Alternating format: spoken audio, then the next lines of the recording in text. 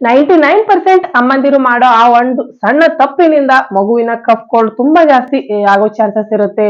ಆದ್ರೆ ಈ ವಿಡಿಯೋದಲ್ಲಿ ಡಿಸ್ಕಸ್ ಮಾಡೋ ಕೆಲವೊಂದಿಷ್ಟು ಟಿಪ್ಸ್ಗಳು, ಸರಳ ವಿಧಾನಗಳು ನೀವೇನಾದ್ರೂ ಫಾಲೋ ಮಾಡಿದ್ರಿ ಅಂತಂದ್ರೆ ಒಂದೇ ರಾತ್ರಿಲಿ ನಿಮ್ ಮಗುವಿನ ಕಫ್ ಕೋಲ್ಡ್ ಅಲ್ಲಿ ನೀವು ತುಂಬಾ ಅಂದ್ರೆ ತುಂಬಾ ಡಿಫರೆನ್ಸ್ ಕಾಣ್ತೀರಿ. So welcome back to my channel being mom Kannada.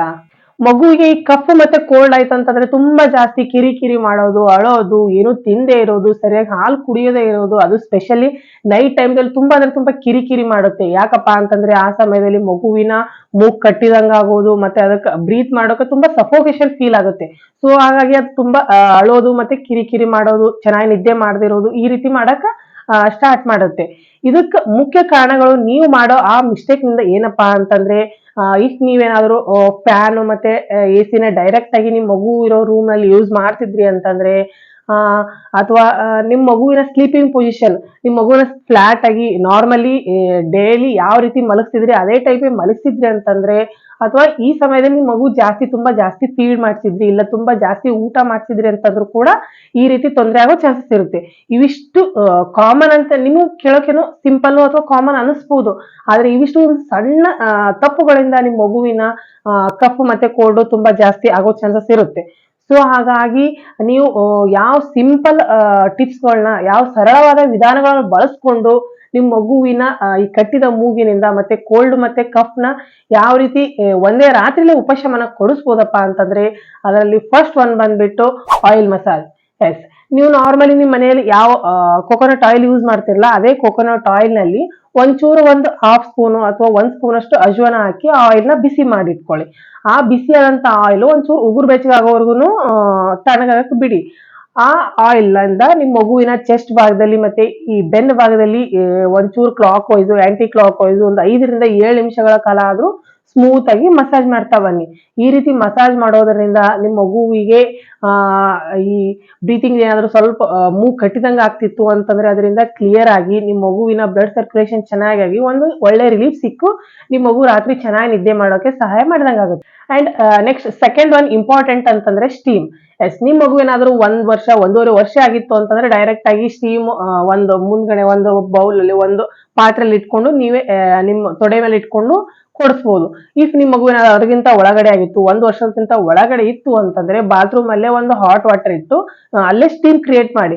ಆ ಕ್ರಿಯೇಟ್ ಆದಂತ ಸ್ಟೀಮ್ ಅಲ್ಲಿ ನಿಮ್ ಮಗುವಿನ ಒಂದು 7 ರಿಂದ 10 ನಿಮಿಷಗಳ ಕಾಲ ಅದನ್ನು ಕೂಡಿಸಿ.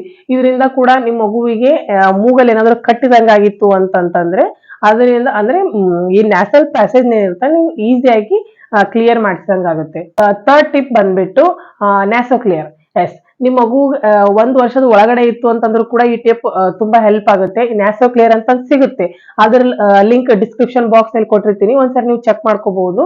ಆ ನ್ಯಾಸೋ ಕ್ಲಿಯರ್ ನ ನಿಮ್ ಮಗು ನೈಟ್ ಮಲಗಿದಾಗ ಪ್ರತಿ 2 ರಿಂದ 3 ಗಂಟೆಗೊಮ್ಮೆ ಆದ್ರೂ ಎರಡು ಈ ನ್ಯಾಸ್ಟ್ರಲ್ ಏನಿರುತ್ತಲ್ಲ ಅದರಲ್ಲಿ ಒಂದೊಂದು ಹನಿ ಹಾಕ್ತಾ ಬನ್ನಿ.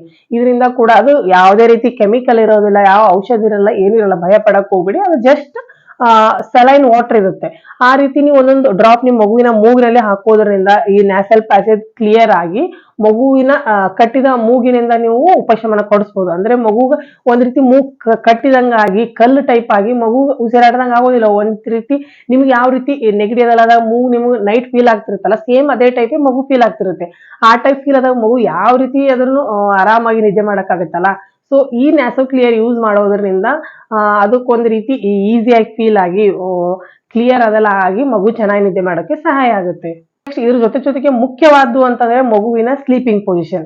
ಎಸ್, ನಿಮ್ ಮಗುನ ನಾರ್ಮಲಿ ಎವ್ರಿ ಟೈಮ್ ಯಾವ ರೀತಿ ಮಲಗಿಸ್ತಿರಲ್ಲ ಅದರಿಗಿಂತ ಈ ತಲೆ ಭಾಗನ ಒಂಚೂರು ಹೈಟ್ ಆಗಿ, ತುಂಬಾ ಜಾಸ್ತಿ ತಲೆ ತುಂಬದಲ್ಲ ಅಂತ ಆ ರೀತಿ ಹೇಳ್ತಿಲ್ಲ, ನಾರ್ಮಲಿಗಿಂತ ಒಂಚೂರು ಇಷ್ಟಾದ್ರೂ ತಿಕ್ಕಾಗಿ ನಿಮ್ ಮಗುವಿನ ತಲೆಯಿಂದ ಒಂಚೂರು ಬಟ್ಟೆಯಿಂದ ಹೈಟ್ ಮಾಡಿ ಇಟ್ಕೊಳ್ಳಿ. ಈ ರೀತಿ ತಲೆನ ಎಲಿವೇಟ್ ಮಾಡೋದ್ರಿಂದ ಕೂಡ ಮಗುವಿಗೆ ಈಸಿಯಾಗಿ ಬ್ರೀತ್ ಮಾಡೋಕ್ಕಾಗುತ್ತೆ. ಮೂಗು ಕೂಡ ಕಟ್ಟಿ ಕಲ್ಲಾದಂಗ ಆಗೋದಿಲ್ಲ, ಮಗು ಯಾವುದೇ ರೀತಿ ಕಿರಿಕಿರಿ ಅದೆಲ್ಲ ಮಾಡೋದಿಲ್ಲ. ಎಟ್ ಲಾಸ್ಟ್ ಅಂತಂದ್ರೆ ಟರ್ಮರಿಕ್ ಮಿಲ್ಕ್. ಎಸ್, ನಿಮ್ ಮಗು ಏನಾದ್ರು 1+ ಇಯರ್ ಮೇಲೆ ಆಗಿತ್ತು, ನೀವು ಮೇಲಿನ ಹಾಲು ಕೊಡಕ್ ಸ್ಟಾರ್ಟ್ ಮಾಡಿದ್ರಿ ಅಂತಂದ್ರೆ ಒಂಚೂರು ವಾರ್ಮ್ ಮಿಲ್ಕ್ ಅಲ್ಲಿ ಒಂದ್ ಚಿಟಿಕೆ ಎಷ್ಟಾದ್ರೂ ಅರಿಶಿನ ಆಡ್ ಮಾಡಿ ಆ ಮಿಲ್ಕ್ ನ ಕೊಡ್ತಾ ಬನ್ನಿ. ಇದರಿಂದ ಮಗುವಿನ ಗಂಟ್ಲಲ್ಲಿ ಏನಾದರೂ ಕೆರೆತ ಆದಂಗೆ ಆಗಿತ್ತು ಅಂತಂದ್ರೆ ಅದು ನಿವಾರಣೆ ಆಗುತ್ತೆ. ಮತ್ತೆ ಮಗುವಿಗೆ ಈ ಟರ್ಮರಿಕ್ ಮಿಲ್ಕ್ ಒಂದು ಒಳ್ಳೆ ಇಮ್ಯುನಿಟಿ ಸ್ಟ್ರಾಂಗ್ ಮಾಡೋ ಒಂದು ಒಳ್ಳೆ ಲಿಕ್ವಿಡ್ ಆಗಿರುತ್ತೆ. ಸೊ ಇದನ್ನ ಕೂಡ ನೀವು ಟ್ರೈ ಮಾಡ್ಬೋದು. ಸೊ ಫ್ರೆಂಡ್ಸ್, ಇವಿಷ್ಟು ಸಿಂಪಲ್, ಕೇಳಕ್ ಸಿಂಪಲ್ ಅಂತಾನೆ ಅನಿಸ್ಬೋದು. ಏನಪ್ಪಾ ಇವ್ರೇನು ಹೊಸದೇನು ಹೇಳಿಲ್ಲ, ನಾನು ವಿಡಿಯೋದಲ್ಲಿ ಏನೋ ಇದೆ ಅನ್ಕೊಂಡು ನೋಡಕ್ ಬಂದ್ರೆ ಇದು ನಾರ್ಮಲ್ ಅದೇ ಹೇಳ್ತಿದ್ದಾರೆ ಅಂತ ನಿಮ್ಗೆ ಅನಿಸ್ತಿರ್ಬೋದು. ಆದ್ರೆ ಒಂದ್ ಬಾರಿ ಇವತ್ತು ನೈಟ್ ನಿಮ್ ಮಗುಗೆ ಈ ಟಿಪ್ಸ್ ಫಾಲೋ ಮಾಡಿ ನೋಡಿ, ಶೋರ್ ನೀವು ಡಿಫ್ರೆನ್ಸ್ ಕಾಣ್ತೀರಿ. ನಿಮ್ ಮಗು ಕೂಡ ಯಾವ್ದೇ ರೀತಿ ಕಿರಿಕಿರಿ ಅದೆಲ್ಲ ಮಾಡ್ದೇನೆ ಈಸಿಯಾಗಿ ಆರಾಮಾಗಿ ಚೆನ್ನಾಗಿ ನಿದ್ದೆ ಮಾಡುತ್ತೆ. ಎಲ್ಲ ಟಿಪ್ಸ್ಗಳನ್ನ ಇವೆಲ್ಲ ಸರಳ ವಿಧಾನಗಳು ನನ್ನ ಮಕ್ಕಳಿಗೆ ಯೂಸ್ ಮಾಡಿ ನನ್ನ ಎಕ್ಸ್ಪೀರಿಯನ್ಸ್ ಮೇಲೆ ಶೇರ್ ಮಾಡ್ತಿದ್ದೀನಿ. ನೀವು ಕೂಡ ಯೂಸ್ ಮಾಡಿ ಶೋರ್ ನೀವು ಡಿಫ್ರೆನ್ಸ್ ಕಾಣ್ತೀವಿ ಅಂತಾನೆ ಹೇಳ್ತೀನಿ. ಇದ್ರ ಬಗ್ಗೆ ಏನಾದರೂ ಡೌಟ್ ಇತ್ತು ಅಂತಂದ್ರೆ ಕಮೆಂಟ್ ಬಾಕ್ಸ್ ಅಲ್ಲಿ ಕೇಳಬಹುದು. ಇದೇ ರೀತಿ ಮಗುವಿನ ಆರೈಕೆಗೆ ಬೇಕಾದಂತ ರೆಗ್ಯುಲರ್ ವಿಡಿಯೋಗಳ ಅಪ್ಡೇಟ್ಗಾಗಿ ಸಬ್ಸ್ಕ್ರೈಬ್ ಆಗಿ. ನೀವು ಮತ್ತೆ ನಿಮ್ಮ ಮಗು ಇಬ್ರು ಆರೋಗ್ಯವಾಗಿರಿ. Thank you.